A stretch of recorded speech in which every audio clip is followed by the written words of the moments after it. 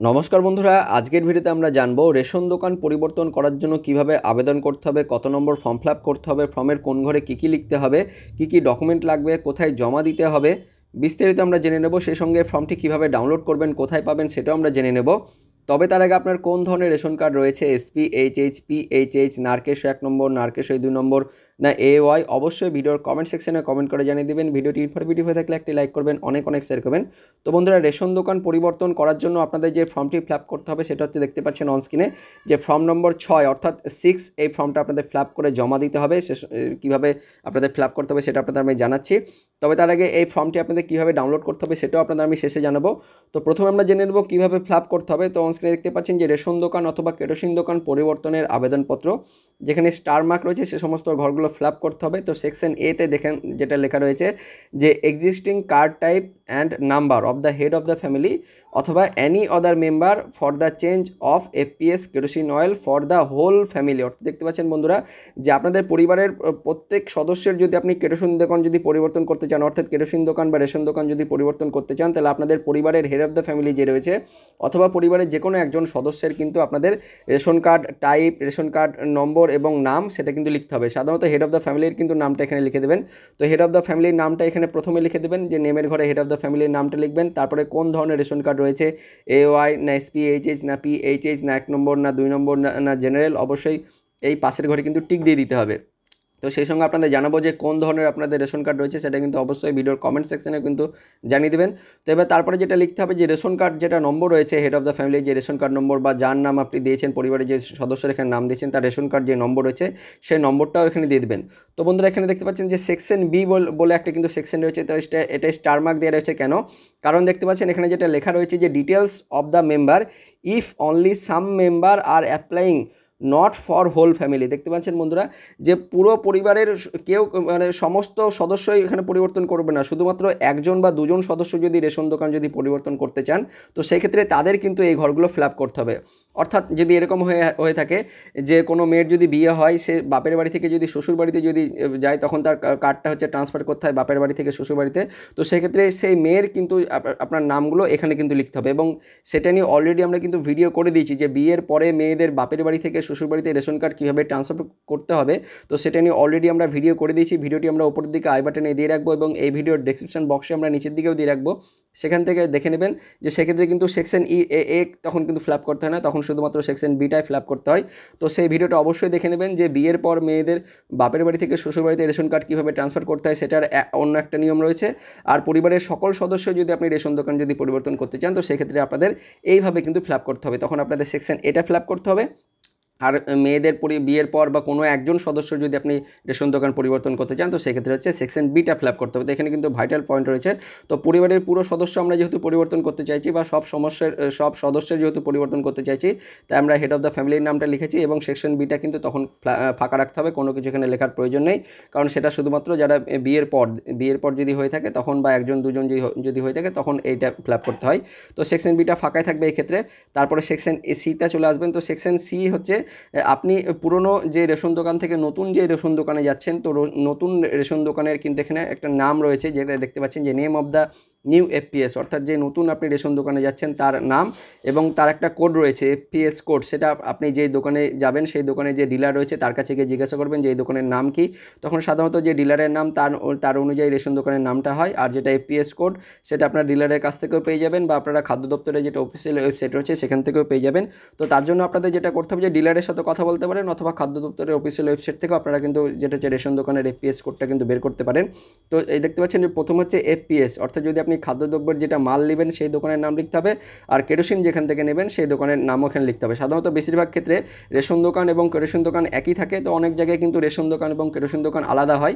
তো দেখতে পাচ্ছেন এক্ষেত্রে যেহেতু রেশন দোকান এবং কেরোসিন দোকান একই রয়েছে তাই প্রথমে রেশন দোকানের নাম লেখা হয়েছে, তারপরে রেশন দোকানের নম্বরটা দেওয়া হয়েছে, তারপরে কেরোসিন দোকানে যেটার নাম লেখা হয়েছে কেরোসিন দোকানের নম্বরটা দিয়েছে। সাধারণত একই থাকে, তাও যদি আলাদা হয় সেক্ষেত্রে কিন্তু আপনাদের ডিলারের কাছে একবার জিজ্ঞাসা করে নিতে হবে, দিয়ে আপনাদের নতুন যে রেশন দোকানে যাচ্ছেন তার নাম এবং তার কোড যেটা রয়েছে সেটা লিখে দিতে হবে।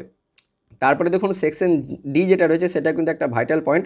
তো এখানেও সে একই ব্যাপার আপনাদের বলবো যে কোনো মেয়ের যদি বিয়ে হয়ে থাকে তো সেক্ষেত্রে তাদের যে নতুন যে রেশন দোকানে যাচ্ছে বা নতুন যে ফ্যামিলিতে যাচ্ছে বা যে শ্বশুরবাড়িতে যাচ্ছে, তো সেই শ্বশুরবাড়ির কিন্তু ইনফরমেশনগুলো এখানে দিতে হয় যে যদি কোনো মেয়ের যদি বিয়ে হয়ে থাকে তো বিয়ে হওয়ার আগে তার রেশন যে কার্ড রয়েছে সেই রেশন কার্ডে কী নাম ছিল সেই নামটা লিখতে হয়, তারপরে কোন ক্যাটাগরি ছিল সেই ক্যাটাগরি দিতে হয়, কার্ড নম্বর কত সেটা দিতে হয়, এটা হচ্ছে বিয়ে হওয়ার আগে। তারপরে বিয়ে হওয়ার পর অর্থাৎ দেখতে পাচ্ছেন বিয়ে হওয়ার পরেও হতে পারে বা ডিভোর্সের পরে হতে পারে, এখানে লেখাই রয়েছে যে আফটার ম্যারেজ। বিয়ে হওয়ার পরে অনেক মেয়ের ক্ষেত্রে কী হয় টাইটেলটা চেঞ্জ হয়ে যায়, তো সেক্ষেত্রে শ্বশুরবাড়ি অনুযায়ী তাদের টাইটেলটা হয়, তখন তাদের নতুন নামটা লিখতে হয়। তারপরে পরিবারের যেটা হাজব্যান্ড রয়েছে বা যে গার্জিয়ান রয়েছে তার যেটা কার্ড ক্যাটাগরি সেটা এখানে লিখতে হবে। তারপরে যেটা হাজব্যান্ড বা স্বামী যে রয়েছে তার যে কার্ড নম্বর সেটা এখানে লিখতে হয়। তো সেক্ষেত্রে এটা হচ্ছে শুধুমাত্র যে বিয়ে হয়ে যদি থাকে, যে বিয়ে হয়ে থাকে বা যদি ডিভোর্স হয়ে থাকে সেক্ষেত্রে এই সেকশন ডিটা ফিল আপ করতে হয়। কিন্তু যদি আপনি নর্মাল যদি কোনো পরিবারে যদি রেশন দোকান যদি পরিবর্তন করতে হয় সেক্ষেত্রে এই সেকশন ডিটা ফিল আপ করার কোনো প্রয়োজন নেই। তো আপনাদের আবারও বলবো যে মেয়েদের যদি বাপের বাড়ি থেকে শ্বশুরবাড়িতে যদি রেশন কার্ড যদি ট্রান্সফার করতে হয় সেক্ষেত্রে কীভাবে করতে হবে সেটা নিয়ে অলরেডি ভিডিও করে দিয়েছি, আই বাটনের উপরের দিকে দিয়ে রাখবো এবং ডিসক্রিপশনে থাকবে, সেখান থেকে দেখে নিতে পারেন। তো এবার আমরা চলে যাব 2 নম্বর পেজে। তো দেখতে পাচ্ছেন প্রথম পেজটা তেমন কিছু নেই, শুধুমাত্র হেড অফ দ্য ফ্যামিলির নাম এবং নম্বরটা যেটা দিতে হবে, তারপরে এখানে রেশন দোকানের নাম আর নম্বরটা দিতে হবে, দিয়ে সেকেন্ড পেজে চলে যাবেন। সেকেন্ড পেজে গিয়ে এখানে দেখুন আপনাদের যেটা চালু যে মোবাইল নম্বর রয়েছে এই মোবাইল নম্বরটা যেটা দেবেন সেটাই কিন্তু আপনাদের রেশন কার্ডের সাথে লিঙ্ক হয়ে যাবে, তাই অবশ্যই একটা চালু মোবাইল নম্বর দিবেন যেটা সবসময় পাওয়া যায়। এবং দেখতে পাচ্ছেন এটা স্টার মার্ক দিয়ে রয়েছে, অর্থাৎ এই ঘরটা কিন্তু অবশ্যই ফিল আপ করতে হবে। তারপরে দেখুন 2 নম্বর যেটা ঘর রয়েছে আপনাদের দ্বিতীয় যদি কোনো নম্বর থাকে সেক্ষেত্রে এই ঘরটাতে ফিল আপ করতে পারেন, না দিলেও হবে। আর 3 নম্বর দেখতে পাচ্ছেন হোয়াটসঅ্যাপ নম্বর এখানে লেখা রয়েছে, তো হোয়াটসঅ্যাপ নম্বর যদি থাকে অবশ্যই দিয়ে দেবেন, ইমেল আইডি যদি থাকে দিয়ে দেবেন। আর এই যেটা দেখতে পাচ্ছেন এই যে একটা ঘর রয়েছে, এখানে একটা ঘর রয়েছে, এই ঘরটাতে কিছু দেবেন, এই ঘরটা কিন্তু খুবই ইম্পর্টেন্ট। এখানে যদি আপনারা কিছু যদি দিয়ে দেন সেক্ষেত্রে আপনাদের কোনো SMS কিন্তু ওটা পাঠাবে না, তো অবশ্যই এই ঘরে কিছু কিন্তু টিক দিবেন না।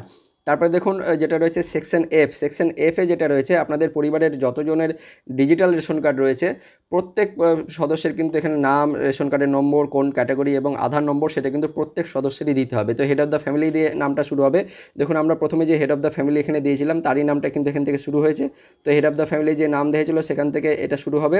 হেড অফ দ্য ফ্যামিলির নামটা এখানে দিয়ে দেবেন, বড় ইংরেজি বড় হাতের অক্ষরে লিখে দেবেন, তারপরে ডিজিটাল রেশন কার্ডের নম্বরটা দিয়ে দেবেন, কোন ধরনের ডিজিটাল রেশন কার্ড রয়েছে সেটা সিলেক্ট করবেন। তারপরে এই যে ব্যক্তি রয়েছে তার আধার নম্বর যেটা রয়েছে সেই আধার নম্বরটা দিয়ে দেবেন। আর যেটা ফিজিক্যালি হ্যান্ডিক্যাপ যদি হয়ে থাকে ইয়েস কিংবা না, যদি হয়ে থাকে তাহলে হ্যাঁ, যদি না হয়ে থাকে না। এইভাবে কিন্তু আপনাদের পরিবারে যতগুলো রেশন কার্ড রয়েছে সমস্ত রেশন কার্ডের নাম এবং রেশন কার্ডের নম্বর, সে সঙ্গে কোন ধরনের রেশন কার্ড আর আধার নম্বর প্রত্যেকটা দিতে হবে। আর যেগুলো আধার নম্বর দিবেন আপনারা সেই আধার নম্বরের প্রত্যেকটার কিন্তু আধার কার্ডের জেরক্স লাগবে। তো এইভাবে দেখতে পাচ্ছেন যে যেটা হচ্ছে মেম্বার 1 অর্থাৎ হেড অফ দ্য ফ্যামিলি, তারপরে মেম্বার 2, তারপরে মেম্বার 3, অর্থাৎ দেখতে পাচ্ছেন যে এই যেটা ফর্ম 2 নম্বর পেজটাতে যে 3 জন ব্যক্তির কিন্তু এখানে নাম লেখার জায়গা রয়েছে। তো আপনাদের পরিবারে যদি 3 জনের বেশি যদি সদস্য হয়ে থাকে সেক্ষেত্রে আপনাদের এই সেকেন্ড পেজটা যেটা রয়েছে সেকেন্ড পেজ সেটা কিন্তু আরও একটা আপনাদের যেটা হচ্ছে জেরক্স করে সেই ঘরে কিন্তু আপনাদের সেই পাতায় 4 নম্বর ব্যক্তি থেকে নামটা লিখতে হবে। তো আপনাদের পরিবারে যদি 6 জন যদি হয়ে থাকে তাহলে 2 নম্বর পেজ নিলে হয়ে যাচ্ছে, যদি 6 জনের বেশি যদি হয়ে থাকে সদস্য সংখ্যা সেক্ষেত্রে আপনাদের এই সেকেন্ড পেজটা কিন্তু 3টে কপি লাগবে। সেক্ষেত্রে আপনাদের যেটা হচ্ছে 6 নম্বর ব্যক্তি থেকে পরবর্তী পেজটা শুরু হবে, 7 নম্বর ব্যক্তি থেকে যেটা থার্ড পেজ সেটা লেখা শুরু হবে, অর্থাৎ 1 জন 2 জন 3 জন, এর পরের পেজটাতে শুরু হবে 4 জন 5 জন 6 জন, তারপরে পেজটাতে শুরু হবে সেটা হচ্ছে আপনাদের 7 জন 8 জন 9 জন, এইভাবে কিন্তু আপনাদের শুরু হয়ে যাবে। তো একইভাবে বুঝতে পারছেন যে একটা ফর্মে যদি 3 জন হয় সেই হিসেবে আপনাদের যতগুলো সদস্য সেই হিসেবে ততগুলো আপনাদের ফর্ম লাগবে।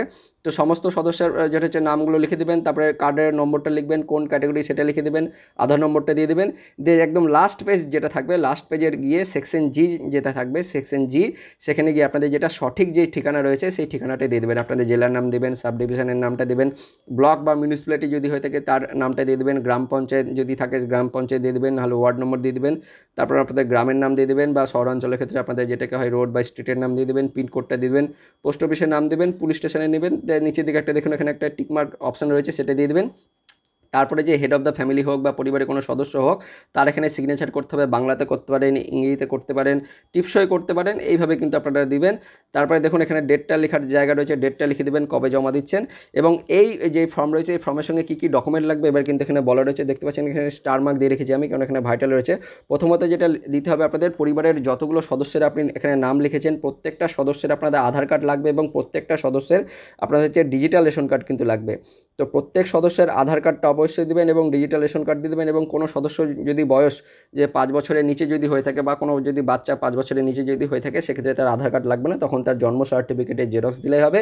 এবং দেখতে পাচ্ছেন 3 নম্বর আর 4 নম্বর যে অপশনগুলো রয়েছে যেটা হচ্ছে কোনো যদি মেয়ের যদি বিয়ে হয়ে থাকে, তো সেক্ষেত্রে তাদের সেকশন সি ফিল আপ করতে হয়। সেকশন সি ফিল আপ করলে তখন তাদের বিয়ের যেটা ম্যারেজ সার্টিফিকেট থাকে, তারপরে যে শ্বশুরবাড়িতে যাচ্ছে সেই শ্বশুরবাড়ির হচ্ছে যেটা হাজব্যান্ড রয়েছে, যে হাজব্যান্ড বা স্বামী, তার কিন্তু রেশন কার্ডের জেরক্স লাগে।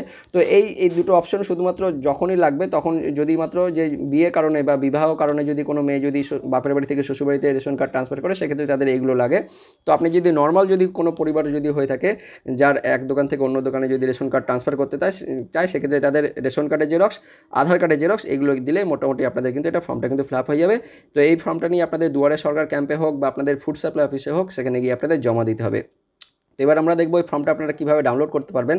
তো ডাউনলোড করার লিঙ্ক ভিডিওর ডিসক্রিপশন বক্সে আমি দিয়ে রাখবো, সেখান থেকে আপনারা ডাউনলোড করতে পারেন, অথবা খাদ্য দপ্তরের অফিসিয়াল ওয়েবসাইট যেটা রয়েছে, আপনারা জাস্ট গুগলে চলে যাবেন, গুগলে গিয়ে লিখবেন WBPDS। আমি আপনাদের সরাসরি লিখে দেখাবো যে WBPDS লিখে সার্চ করবেন। সার্চ করলে প্রথম যে লিঙ্কটা আসবে, লিঙ্কটাতে ক্লিক করবেন। ক্লিক করলে দেখুন খাদ্য দপ্তরের অফিসিয়াল ওয়েবসাইট খুলে যাবে।